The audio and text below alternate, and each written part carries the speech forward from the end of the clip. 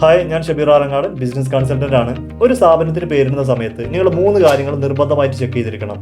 അതിലൊന്ന് trade mark registration, 2 MCAയിൽ ഈ ഒരു പേര് ഓൾറെഡി അവൈലബിൾ ആണോ, മൂന്നാമത്തെ കാര്യം ഡൊമൈന്. ട്രേഡ് മാർക്ക് രജിസ്ട്രേഷൻ എടുക്കുന്നത് നമ്മുടെ സ്ഥാപനത്തിൻ്റെ പേര് അതല്ലെങ്കിൽ ലോഗോ ഇതിനെ ലീഗലി പ്രൊട്ടക്റ്റ് ചെയ്യുന്നതിന് വേണ്ടിയിട്ടാണ് ട്രേഡ് മാർക്ക് രജിസ്ട്രേഷൻ എടുക്കുന്നത്. വൺസ് ഒരാൾ ഒരു ട്രേഡ് മാർക്ക് രജിസ്റ്റർ ചെയ്തിട്ടുണ്ടെങ്കിൽ പിന്നെ മറ്റൊരാൾക്ക് ആ ഒരു ട്രേഡ് മാർക്ക് സെയിം ക്ലാസ്സിൽ നമുക്ക് എടുക്കാൻ കഴിയില്ല. അപ്പോൾ ആ ഒരു ബ്രാൻഡിൻ്റെ പേരിടുന്ന സമയത്ത് ആദ്യം നിങ്ങൾ ചെക്ക് ചെയ്യേണ്ടത് ട്രേഡ് മാർക്കാണ്. രണ്ടാമത് നിങ്ങൾ ചെക്ക് ചെയ്യേണ്ടത് MCAയിൽ, അതായത് ഈ ഒരു സ്ഥാപനത്തിൻ്റെ പേരിൽ ഓൾറെഡി ഒരു കമ്പനിയോ LLPയോ രജിസ്റ്റർ ചെയ്തിട്ടുണ്ടോ, അതായത് മിനിസ്ട്രി ഓഫ് കോർപ്പറേറ്റ് അഫയേഴ്സ് എന്നുള്ള സൈറ്റിൽ പോയിട്ട് നിലവിൽ ആ ഒരു പേരിൽ മറ്റാരെങ്കിലും കമ്പനി രജിസ്റ്റർ ചെയ്തിട്ടുണ്ടോ എന്ന് നിങ്ങൾ തീർച്ചയായിട്ടും ചെക്ക് ചെയ്തിരിക്കണം.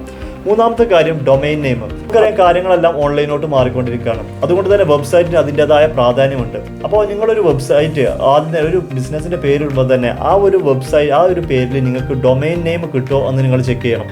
അതായത് നമ്മൾ ഗൂഗിളിൽ സെർച്ച് ചെയ്യുന്ന സമയത്ത് www. അതായത് സ്ഥാപനത്തിൻ്റെ പേര് .com എന്നാണ് നമ്മൾ കൊടുക്കാറുള്ളത്.